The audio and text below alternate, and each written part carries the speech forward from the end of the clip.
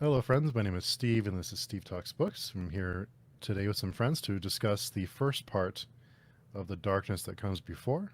So we'll go ahead and go around the room and give some quick introductions. Hey, I'm Katerina. I'm just a casual fantasy fan. I read the Prince of Nothing trilogy about 3 years ago, and I fell in love with it. And I haven't really had chance to talk about it with anyone, as there haven't been many people reading this series. So I'm glad that I finally have a chance to do it now on the podcast. Awesome.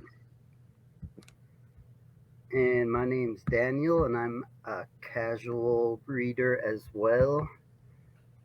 I have been looking for someone to talk with this book about besides in the Three Seas forum or the Second Apocalypse forum, but it didn't seem to catch any steam on the internet until maybe the last 2 years, which is good because preceding that, it did not seem to have good reviews.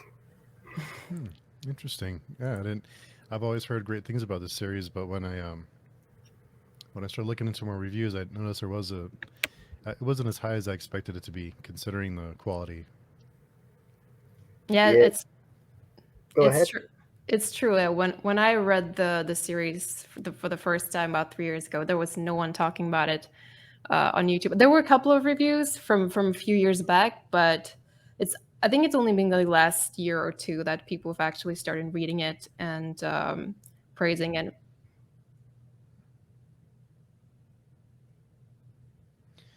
Cool. And just for anyone listening, Katerina, you're in the middle of the Aspect Emperor series now, right? Yes, so I've read the entire first trilogy, The Prince of Nothing, and I started The Aspect Emperor about 2 months ago. So I finished the Judging Eye already, and I'm currently reading the White Lock Warrior, which is the book 5 in the entire Second Apocalypse series. But as I was telling you before, I was reading the White Light Warrior, and then I started my reread of the Darknet that comes before, and I pretty quickly realized that it's pretty impossible to read two books from this series at the same time. So I decided to put the White Light Warrior on pause, and now I'm focusing on Darkness. But I'm hoping to get back to book 5 soon. Awesome. And Daniel, have you read all of the books? I have read all the books as well as the Atrocity Tales, which are his short stories in the world. Hmm. Oh wow! And are you rereading the Darkness for this, or are you just going off of memory? I'm rereading. It's been a while since I've read it, so So for both of you, as what have you noticed on the reread? Has there been anything that you've picked up on so far that you may have missed, or that you thought, oh, I missed that the first time, or that references something later in the series? You know, for me, like I kind of forgot how dense the series was, especially the prologue. Like I remember I was pretty confused when I read it the first time, but like rereading it now that I know a lot of these references, I didn't realize how much like name dropping he does in the first like 30 pages. Um, so that was something like, I mean, it was a great feeling now reading through it, like knowing what all these, like most of these names know mean and what these places are. But there are definitely things from like the Judging Eye um, that I can connect to the prologue now. Um, Hmm. yeah. Oh wow! What about you, Daniel? Has there been anything you've picked up on? yeah, I had the same thing since I know all the names now and the places. The reading was just much smoother and better this time. And there's some things in some of the Atrocity Tales that were revelations this first rereading, but I can't say anything without giving any spoilers. So I'm actually curious. So when are you supposed to read the Atrocity Tales? Like, are they completely standalone, or are you only supposed to read those after you finish the Aspect Emperor? I would say after the first series, you could read the Atrocity Tales. So you Right. guys could both probably get into them now if you'd like. Yeah, I've only read this is my reread of the first book, so I'm fairly new because I've only read the first book, but hopefully we'll be going through all of them. But yeah, I definitely want to get into that one after the first series. So I guess we can start with the prologue, and it is quite a prologue. uh, Daniel, what were your thoughts on rereading the prologue? It was really good. Uh, it is an intense way to throw you into the world and show you the heartlessness of the main character real quick. You know, like when I read it the first time, because as I said, I was so confused, and I also actually did it. I did the beginning of Darkness on audio only.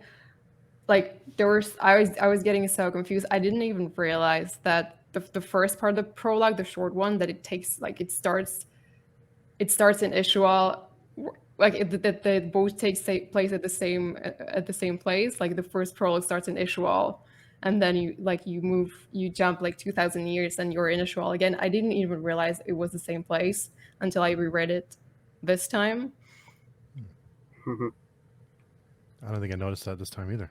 Now that you mention it, um, so it does start off with an apocalypse, right? With it seems like a strange place to start, but I thought it worked really well. What are your thoughts on that one? Yeah, I mean, like there's a lot of thinking in this series about what has come before, and like in a way, he does start the series with telling you what has come before, which is the first apocalypse. So I think it's pretty fitting to the theme of the book.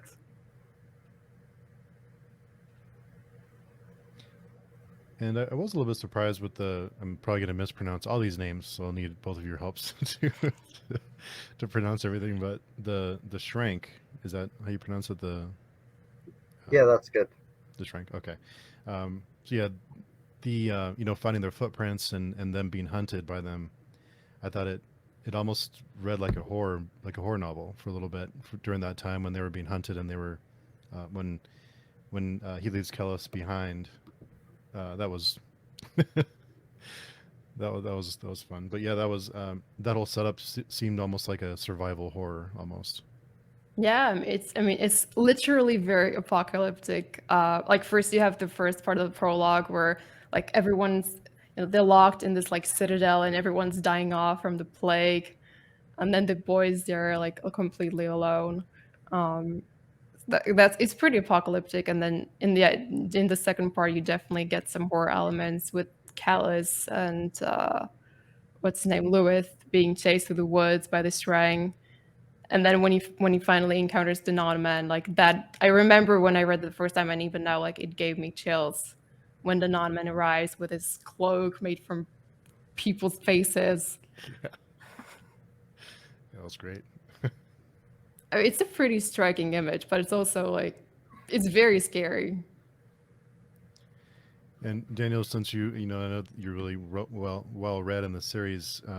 There's some there's the uncle that um, is there for a short period of time. There's some things implied there. I wasn't sure if there was something else to that. Um, if the uncle was abusing him, or if that was just implied. The uncle was abusing Kellis, Yeah. or um, in the beginning, the little boy was Kellis's great great great great great 2,000 years great grandfather, who the I don't even think he was his uncle. He was Mm. I uh I think he's just an ancestor of Callus's, right? Oh, okay. Like he is the Anasarimber who starts the line that eventually leads to Callus and Wangus. yeah, and it's like the court jester or the bard that's the only one left alive that does that to him, and then he kicks him off the balcony, and the Dunyanes show up afterwards, and he's scared of them, and they show him that they're not going to hurt him and take him in. And then Yeah. 2,000 years of selective genetics later. Tellus is the next one, and his father is Moingus, who's still in the line, and he needs to go find him. Oh, okay, yeah, I had my name's written down wrong. Yeah, I was thinking about the jester from the first part. Yeah, that was my fault. I'm really bad at the names. You can both I don't, realize I don't, fast. I don't remember his name off the top of my head. He's the bastard son of Kelmomus, or not Kelmomus, the bastard son of. Of Uh, Gunrelka, I think. But I don't think he's even named in the prologue. The little boy, the little Inasarimber. yeah, he might not Mhm. be. Yeah, I don't think he is. Just and best remember had fled from Uxtal with the remnants of his household, but I don't know that it names the. I bet if you go in the back of the book, it's there somewhere. He's done all of the history, so Oh, okay, here we go. Yeah, I was tempted to look in the back of the book because there's so many characters, but I yeah. haven't yet. I've been trying to write things down. I think it's pretty useful, especially if you're getting lost in the names. I don't think there are any spoilers in the appendix, and he gives you a pronunciation for the main POV characters, I think, in the appendix as well. Did you use the appendix, Daniel, when you read these ones? Probably not till I got to the second book. I feel like I read these 15 to 17 years ago. Hmm. I was in high school. I was young. What were It you was doing reading these in high school? it was pretty traumatizing.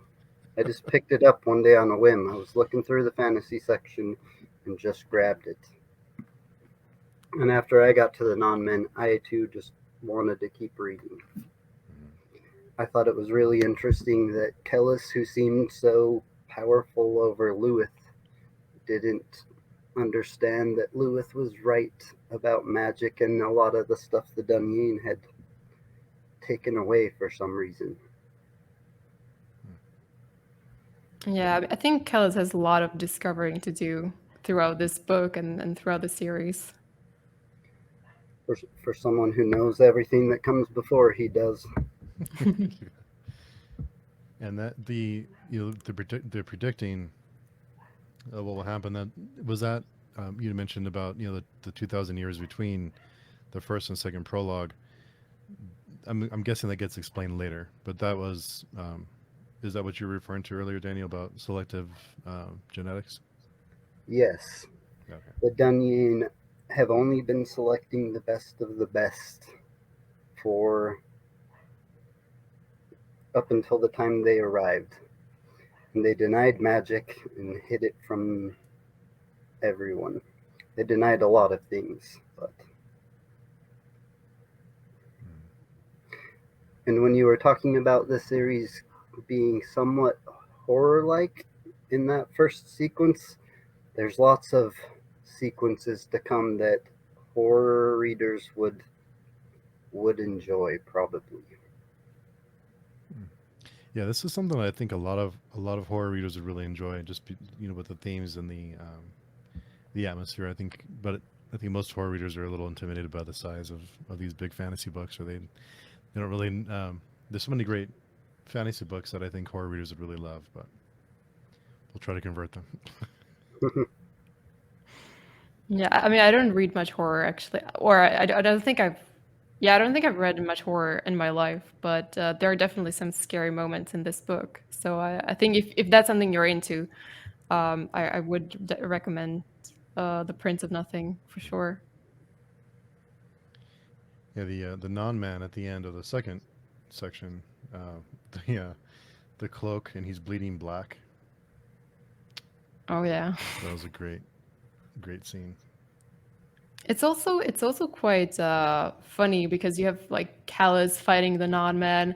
He's totally trashing him. He has him on the ground. He's pointing his sword at him, and then the non-man is like, "Oh well, I'll just use magic on you," and he throws Callus off like on a wall or something. It's I mean, and I know that these books get reputation for being very, very dark, and I think justly so. But there are also some pretty funny situations. Yeah, we'll get to that here. There's a few with, is it Akmain? Akamian? Akamian. Okay, man. Okay, I Yeah. told you, I'm gonna drive you guys crazy, but yeah, Aka. there's a few a few a few lines with him in it. So the first chapter, part one, was the first section. First part is the sorcerer.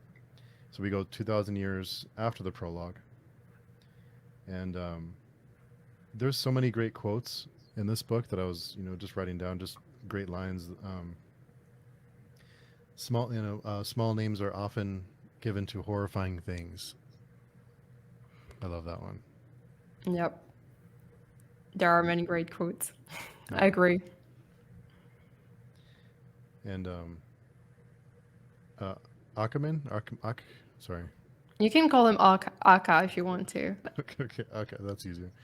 So he's a sorcerer, and he seems very unsure of himself, at least in the beginning. He seems a little, and I like that he was, he's described as kind of pudgy, and he's not the, what I would expect with the first character like this. Yeah, he's not the mighty, confident wizard that you usually get in fantasy. And he's a terrible spy. Yeah, he is. Yeah, and a terrible judge of character as well. Like he completely mischaracterizes Geshruni, the slave soldier he's trying to convert into an informant. He completely misjudges him. Yep. And he kind of left him out, he kind of hung him out to dry because he was trying to convert him, and he didn't really protect him. He left the note at the end of the first part. I think it was the first part, with the boy in the alley to kind of let him know that he'll look out for him, but it was already too late.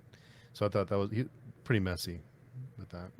Yeah, but also I found it pretty funny as well. Like as you say, like I think a few pages before he leaves the note, like Gishruni's just getting beaten by this merchant figure, and he's getting his face ripped off. And then Akamian sending him this letter, like, "Oh, like don't worry, I have to leave. What is it, Carathusil? I have to leave Carathusil, but I'll take care for you. Like, don't be concerned." And where he's already like lying somewhere in the river. Yeah.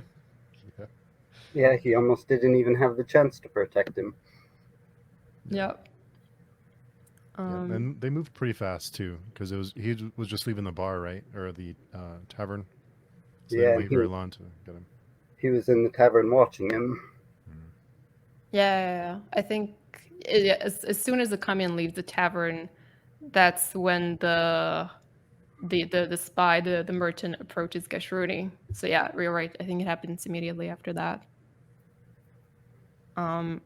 But kind of going back to your to your describing Akami, and I think he's like reading through this book again. Like I always liked Akami, but he was never like one of my top characters in this book. But reading it now, he's such a wonderful character. Like he's so complex and so contradictory.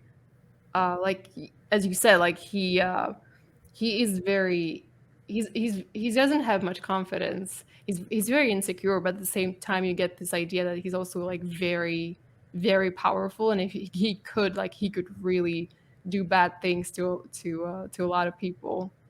And he's like also very intelligent and very educated, but at the same time he's kind of he's very gullible and he's not very good at reading people. So I think he's actually like way more complex character than I remembered him to be. He's very human. Yes. Yes, that's a good way to put it. Yeah, very sentimental too. I kind of picked that up from him when he was. That's another name I'm gonna butcher. Is it Iram? Inrao, Idram? Yeah, Sorry, I Imrel. can't read my own Imrel, writing. yeah. his student. His student. You know, they had to convince him to sacrifice him to discover and find out about the holy war that is being set up, so that you did get that sense too that he's being a spy. You think he'd be the opposite. He would be ruthless, but he seems like he cares a little bit too much for someone in his profession. He's a terrible spy. I mean, he does care about Enro, but then at the end of the day, he still chooses the mandate over him, right? Like he does agree to go to Sumna and to turn Enro. So I don't know. Like, yeah, I agree with you. He is very sentimental, but I think he also has a ruthless side to him as well. And I did like the setup with the Holy War, and that becomes I'm sure a bigger theme later, but um, it starts building that um, as a reader rereading it this time. I did get that sense of like some anticipation with the Holy War, and it's being set up, it's being talked about. Um, so I thought that was well done too. There's a lot of setup here for the entire world. On your rereads, what did you both think about that? About the first part? Were there things that you forgot about, or is it all? Were you all feeling pretty comfortable with it? Like having read the Prince of Nothing, it actually inspired me to go back and read more about the First Crusade, which is where the Bakker has taken a lot of inspiration from. So I've been reading this book on the First Crusade, and it's fun. It's fun to be able to see like how the places he's taken from our world and transport them into his own thing. So I don't think I found the Holy War confusing. I wouldn't say that,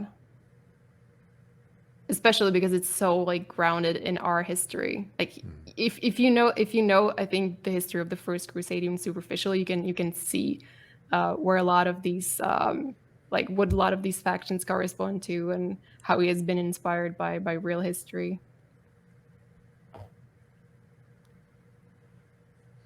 Was that something you did too, Daniel? Did you go and review history and kind of see how it's connected, or what the inspiration was for some of the plot?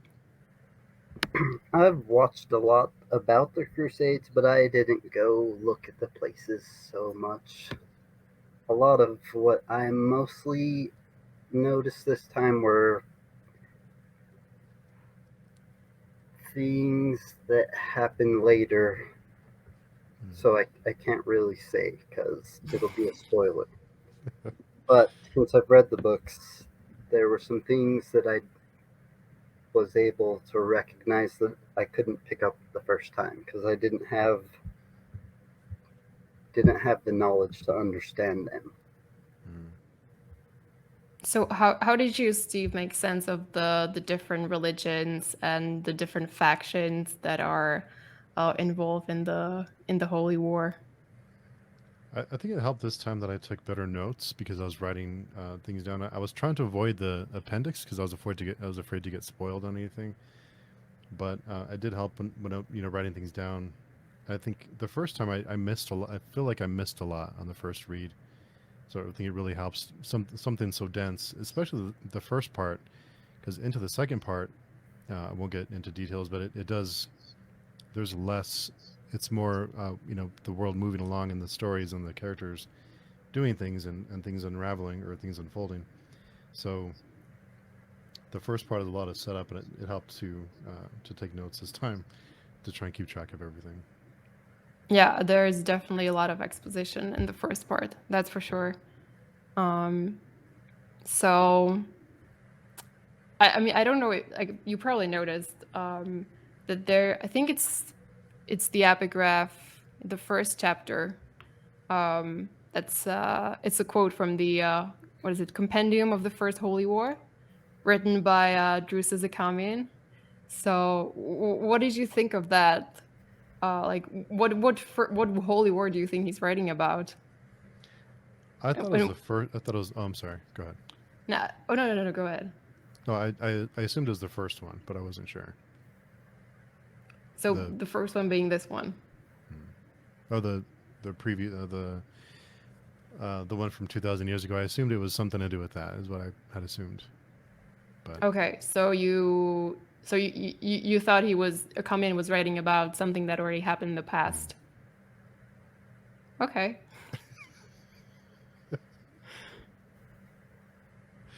I mean that's a legitimate guess. okay, I think I'm maybe on the wrong track with that one, judging by your response.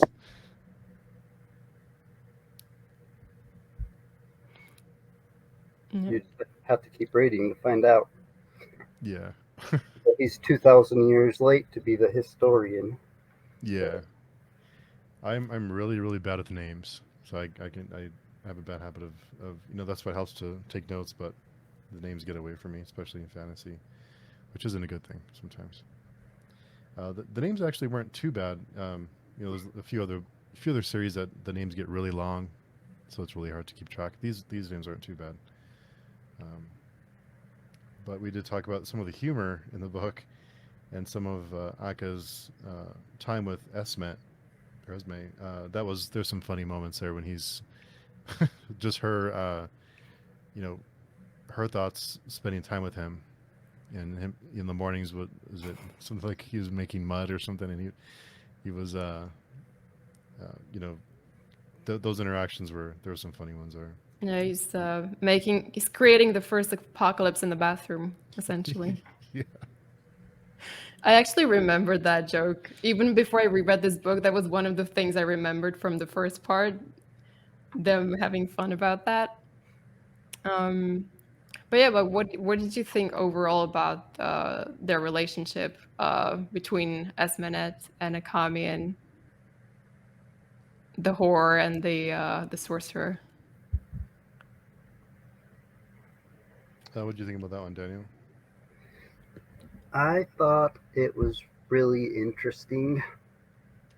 When I first read it, I had only read normal fantasy that kind of usually always involves like a boy coming of age or someone growing and conquering something, and was completely different at the time because there weren't even whores in books probably that I ever read before this. And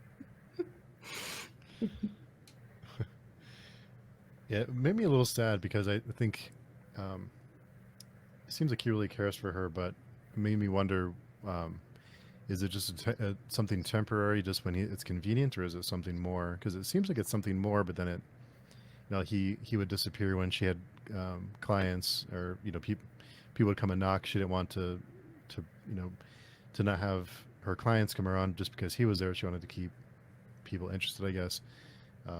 So yeah, him finding her after she was abused and wanting to find out who it was, all those little things made me wonder why he didn't take it further. But then I don't know if that's something that he's if that's even possible for him, if he wanted to settle down and have a white picket fence kind of thing. it's Yeah.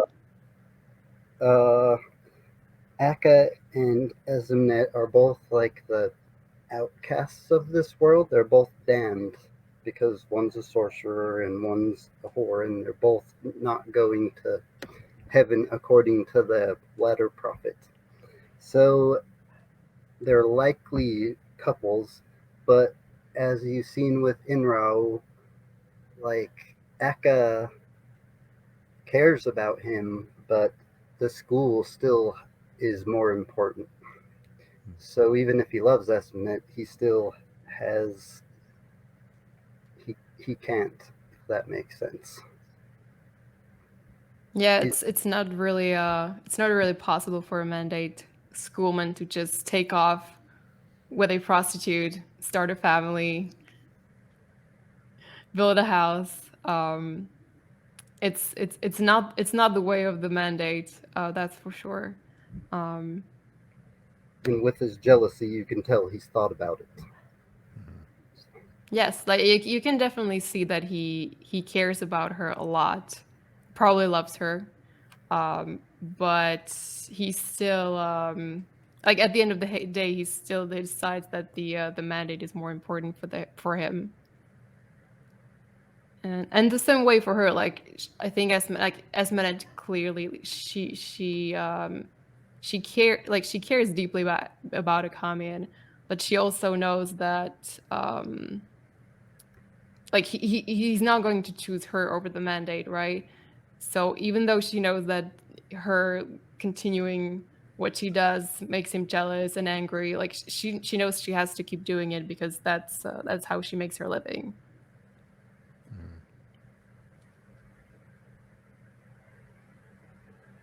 Yes, and it was there. You know, talking about the humor, there's some humorous times there, humorous moments there.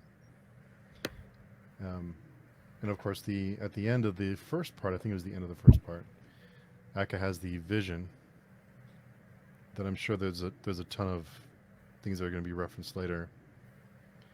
So I'm going to ask you both about that one. The dream. He has The dream, dreams. yeah. So every night he goes to sleep. He doesn't ever go to sleep. He simply goes into the eyes of the creator of his school. And then he wakes up and just goes about his real life. Never sleeps. And that's true for all of them, right? Yeah, all mandate schoolmen. Yes, not all wizards, but that's something that's unique to the mandate, and it has to do with the idea of I guess preserving historical memory. I mean, there's a lot about like memory and forgetting and ignoring the past in the series, and the Siswatha dreams are really important to this. So the idea of the dreams is that like if you want to remember what happened before, if you want people to remember the first apocalypse, it's not enough just to tell them that it happened. It's not enough to write it into books and let them read about it. Like in order to have people remember it, they actually need to experience it, and that's what the mandate schoolmen do. Like every night they go back, they experience the first apocalypse through through Seswatha's memories, with Seswatha being the founder of the mandate. And then they wake up and they're a joke of this time because no one else believes it. That was 2,000 years ago. No one remembers it except for them. And I think I'm almost positive it was in part one, but I think Akka did start to question. No one knows. It kind of questioned his faith a little bit. Yeah, I think he even mentioned it he mentions it even in the second chapter, I believe, when he's being debriefed by the mandate quorum, that even within the mandate itself there are skeptics and the faithful, or the believers, that the mission of the mandate is to search for the consult and to try to restore the consult, but the consult hasn't shown itself in over 300 years. So even within the mandate, there are some people who believe that maybe that's pointless. Maybe the consult is gone. So what are they still doing, chasing after a specter? And I think Akamian counts himself among the mandate skeptics.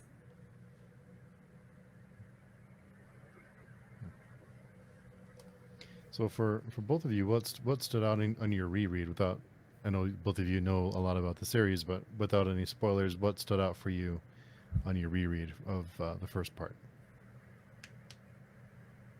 For me, it was. I hear people say they don't like Akamian that much, and in this first part, he's just real human to me. And of course, humans don't always make the greatest choices, and they don't have the vision the reader has, so they might not be expected to. But I thought he was a real good character this first part.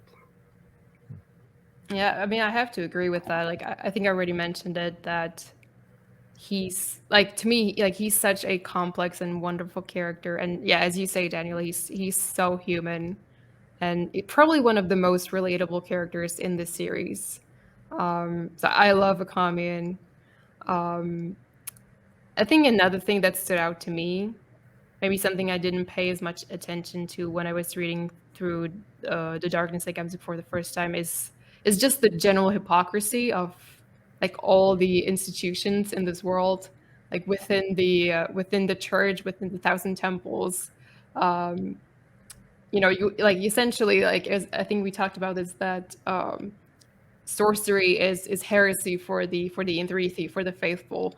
But then you have Maintened, who's making this alliance with the Scarlet Spires, one of the sorcerer's schools, um, because that's convenient.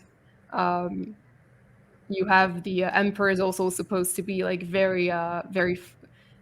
like a true believer, but then he actually has his own magic school, and like prostitution is also heresy. But then you learn from Esmenet that actually like half of her clients are from the priest from the temples in Sumna. um, there is a lot of hypocrisy, especially in the religious institutions, but in the other institutions as well. That's just very striking to me on this read. And it reflects real life well. Well, I didn't want to say, but yes, I'm afraid so. Um, yeah, this book does not paint a very nice picture of religion, especially organized religion, I think. Yeah. Yeah, definitely. And I wanted to be sure this was in part one before I brought it up, because I started losing track. But the uh, during the celebration when is it Montanet? Mathonet, I think. Mathanet? I want to drive both of you crazy. When he declares the holy war, he sees Akka, and so we see we. I think is the so it's implied that he's one of them, is right, because he can see him. Yeah, I think that that's the implication, which I don't think in itself should be that surprising. Like there are people who have sorcerer's abilities, but not actually sorcerers. Like they don't practice sorcery, and I think some of them also are part of the Thousand Temples. But I mean, I imagine that after that, like religious experience that Akamian has in the central square when he's listening to Mathanet, that him then meeting him and the Shrier recognize him as a sorcerer, that it had to be pretty scary for Akamian.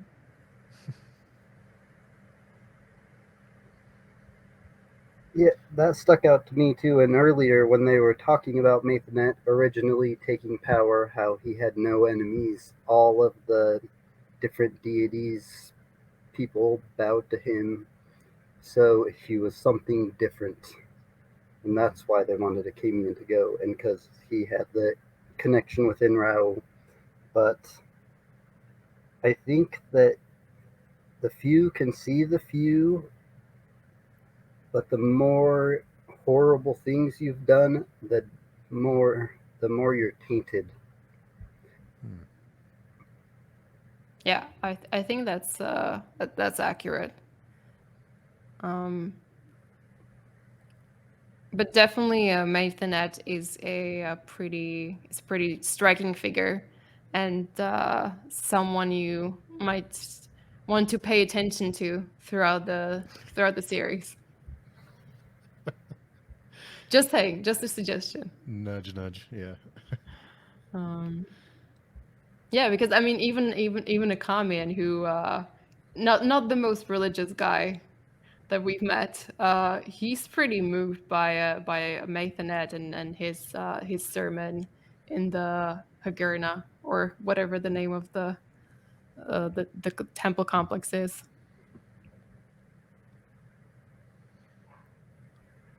I really love that whole sequence of the celebration that was happening, and everyone's coming to gather to see what you know learn more about the Holy War. I thought that was a great sequence.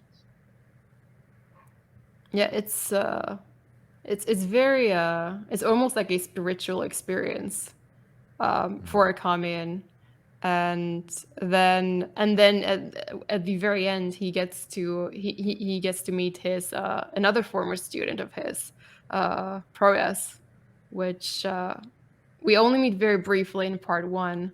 um, but I also find it very funny that I mean, this is not a spoiler. I think it's mentioned in part one that like this is something like meeting Maythanet and standing there on the platform kissing Maythanet's knee, something that Proyas has been preparing for years, and then it's completely ruined by a Kami just showing up randomly and completely ruining that experience for him. Like it's not written as a joke, but it's a funny situation if you understand the context and what the who Proas is as a character and what he's gone through to prepare for that moment. Um, and then Akami just ruins it.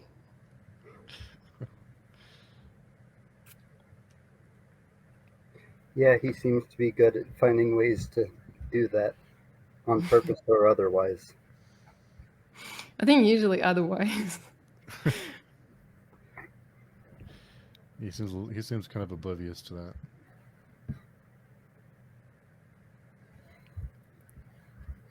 Yeah. What else from part one did there's so many there's so many great lines, and one of the it may have been even in one of the prologues I have written down. We are nothing more than our thoughts and passions. Yes, that's very Baker like. The idea that you're not really in control of your actions or your thoughts, that what's really controlling you is your biology and the norms and around you. That's one of the core themes of this book and of the entire series. So I think that's a good quote to pick. Yeah, there's a more elaborate one that basically says the same thing. When he's talking to Lewis, he says, I think it's no soul moves alone. We're all our actions are determined by the thoughts and words of others.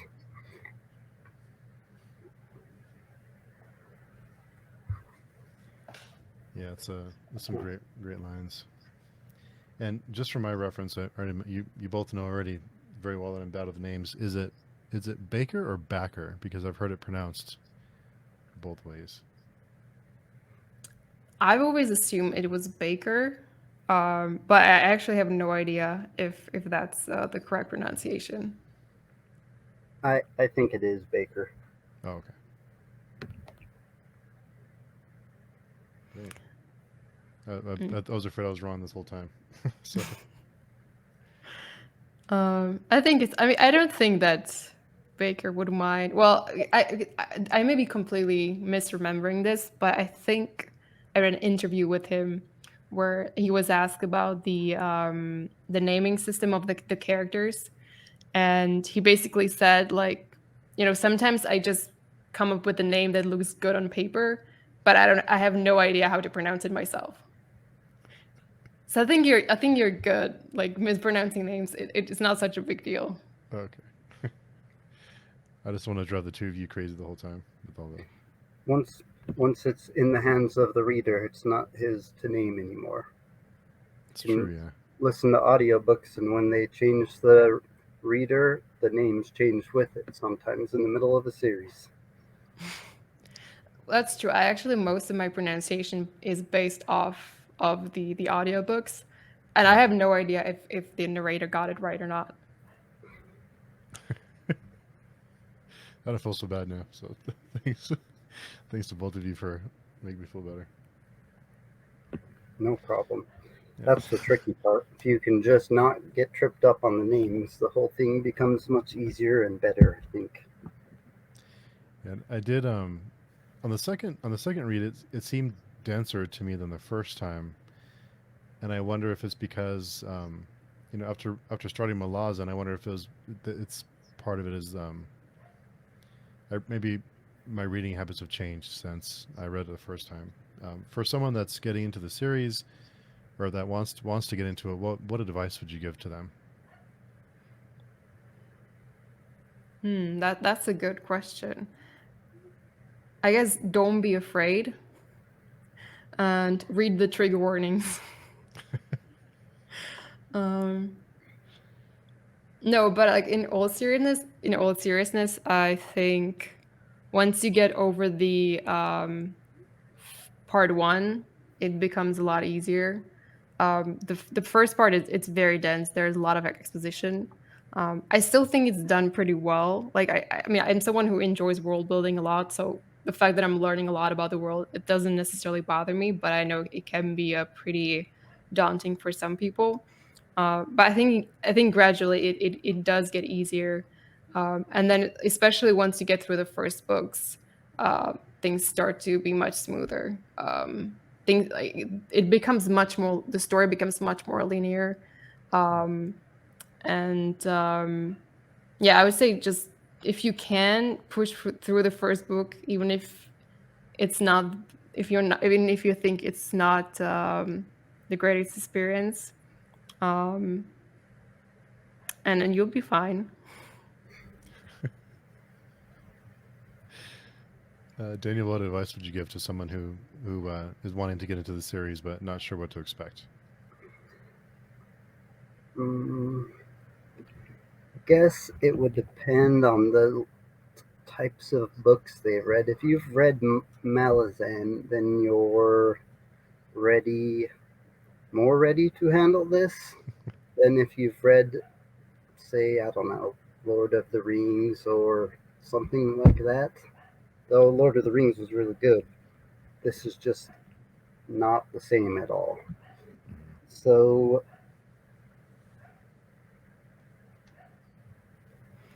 I mean, I, yeah, I would agree that if you've read Gardens of the Moon, you're fine. Like Gardens of the Moon is more confusing than The Darkness That Comes Before, in my opinion, at least.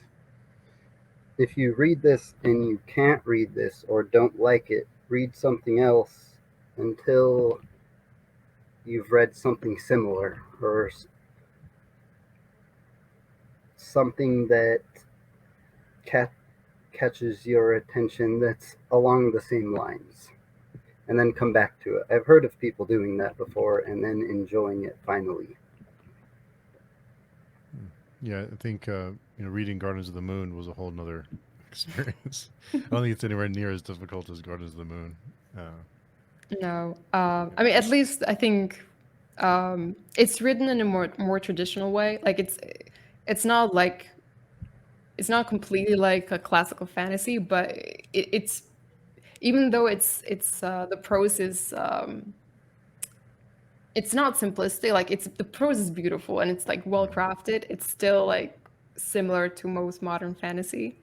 Whereas I think Erickson is he has his own particular style. And I think the cast of characters in Darkness That Comes Before is also a lot smaller than the Malazan books. Oh yeah, yeah. Yeah, it wasn't until the second Malazan book that I thought, what is going on? The first book I just accepted and got through, and it was good, and then all the characters were gone, and I just didn't know what if I was even reading the same series anymore, but Yeah. I've gotten through that, and it is good. I think I'm on the eighth book. Oh wow. Nice. So, anything more? Anything else you either of you wanted to add to part one?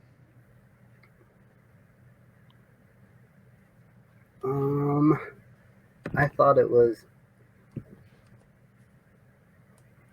pretty interesting how his conversations with Lewis in the cabin, though they were casual conversations, basically explained the whole world and the state of the world. Hmm. Because Gellis didn't know either, and he basically thought they were all lies until he went out and encountered the shrink and realized maybe they weren't lies. then he encountered magic and realized maybe he was telling mostly the truth. But Lewis laid out that all of the drama going on to the south, and then his little conversation, or Akamian's conversation with Inrout, or Danielka, is that his name? The slave who gets killed. That conversation, those two conversations had so much world building in them to just explain the state of Irwa in, I forgot what year we're in right now. 12. I think it's like 41, 4,000. Yeah, 41. some, Yeah. something like. 4,110, I think. Something like Yeah, I mean, yeah, I think like he does so much exposition in the prologue and in part one, but I never found it to be like super aggressive. Like it never felt like he was just taking like a page or a paragraph to just explain things to you because he has to, so that you are able to follow. Like even though there's a lot, it still felt very natural to me the way he introduces the world to you.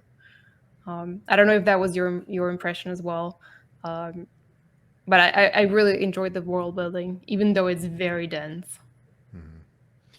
that. And even, Daniel, you mentioned about that conversation revealing a lot about the world. It didn't seem like it, which must be really hard to do as an author, to not feel like, to build a world that's, so dense and so much history without it feeling like um, without it feeling like you're trying, because it's just in the conversation.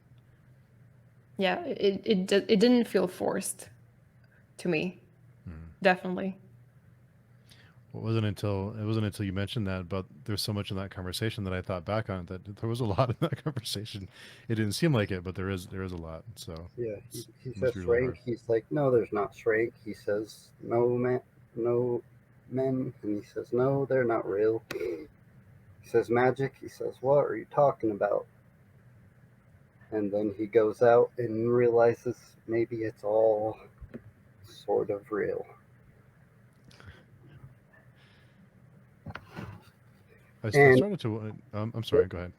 during the fight with the non-men, it was a real physical fight, and Kellis was completely dominated him.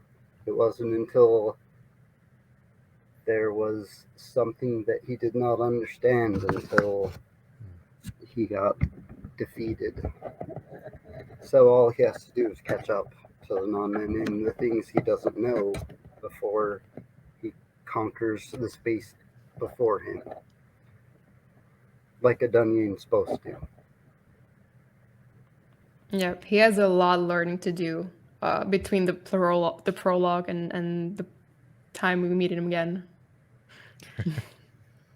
If we do at all, If we do, yeah.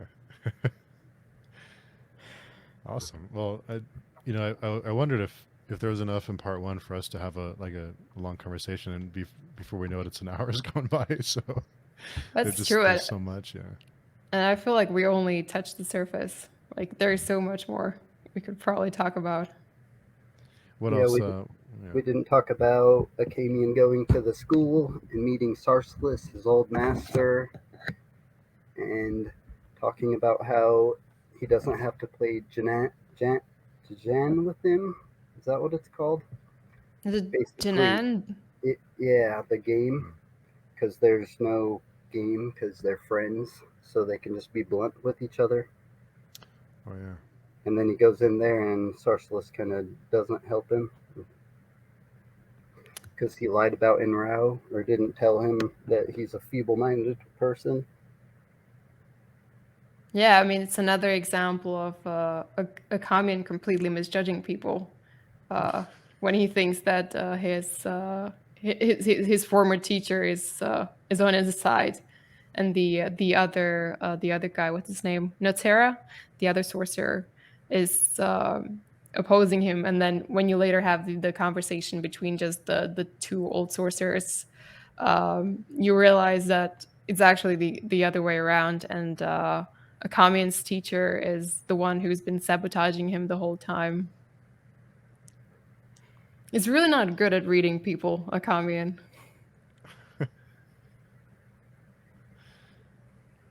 Yeah. He's very trusting for sure, and he cares about everyone until they do bad things to him. Which is like maybe surprising considering how cynical he usually seems to be about the world. Yeah, Like, that's true. like you'd think he would learn the lesson, but no. He's a gullible old wizard. Yeah, which I guess is what makes him relatable. Like he's a nice guy, even though he's not always doing nice things. At the core, he is trying to be a good person. Yep. And the usual is the wizard's like the wise, mysterious one, and you just get to find out all about him and his human problems real quick. Yeah, he's basically a sorcerer going through a midlife crisis. That's what Akamian is.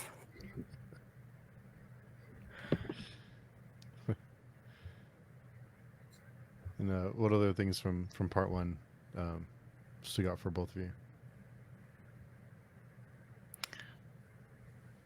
For me, and I think the character of Inrao is still a bit of a mystery. Like I do understand why he. Well, actually, I'm not sure. Like, why do you think that he decides to help Akamian? 'Cause it's a bit ambiguous. Like we never really. I don't think we ever find out if he's doing it because he loves Akamian so much, or if he just feels like he feels he has to, because otherwise the mandate would do something bad to him. I kind of took it as he's out of loyalty to Akka is the way I took it. Yeah, Akka kind of hid or thought he hid him from the mandate, but Sarsalis kind of ratted him out. So it was that loyalty. Akka cares about the people he tries to teach. He has a lot of love, misplaced or not. And people who have a lot of love also have a lot of anger. Yes, that he does have. And you can see bits of it when in the tavern when he's attacked by the Shrine Knights and he has to pretend he's this like incompetent redneck villager who's coming to visit his poor nephew in town. But then he gets really angry about having to do that when he's this like mighty, powerful sorcerer. So yeah, it's true. Like there is a very angry part to Akamian.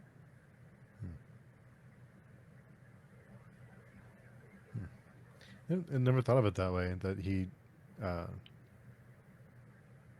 has so much love that he also has lots of anger. Yeah, he's a bad spy. Yeah. All comes back to him being just a bad spy. Maybe a good teacher, but a bad spy. Yeah, but like all his students run away from him. Like you have Inrao who decides to become a priest, and then Proyas who decides to become a pious knight, whatever. Maybe that comes back to the doubt in Akamian you were talking about. Maybe he shares his doubt. He just wants to be the best teacher, whether it's his school that's right or the other school that's right, to show everything. Because you can tell he's still learning himself.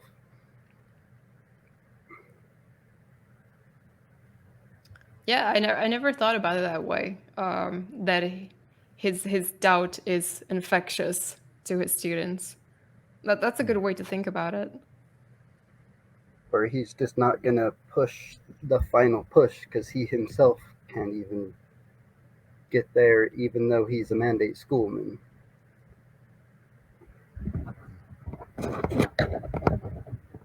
But we'll see. We'll see as the books go on.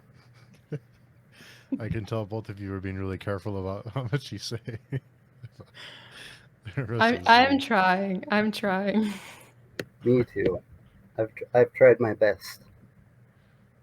Yeah, pretty good. I haven't noticed anything, so yeah. But since that's the parts I found most interesting are the revelations he gives to the future right at the beginning. Mhm. Like, I could say one thing that he says, but not say why it's important, if you would like me to. Sure, He's- I think Yeah. you can. I'm Sure. actually not sure which part you're referring to. Kellis is fighting the non-men, and the non-men says, "You killed my book. That one's important." And he doesn't say what a book is or why it's important, but it's a strange thing for him to focus on when it was just Shrink he killed. Why is there a Shrink book? It was just weird. I just continued reading it and didn't think anything of it, but it was interesting this time. That doesn't ring bell to me, so I don't think I've gotten to that part yet. I'm as oblivious as Steve right now. Yeah. Huh.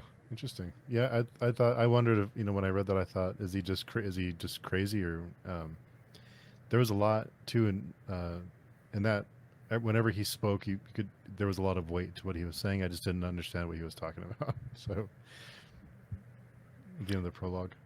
Yeah, I mean, I've read 5 of these books, and there's still a lot that he said that I don't know what's that supposed to mean. So after reading just one of these books, I think you're fine not understanding. Like, that's the correct response. Okay. Yeah, and it was still very good to me. My first read, not catching all of this, but there's a lot in there that makes sense afterwards.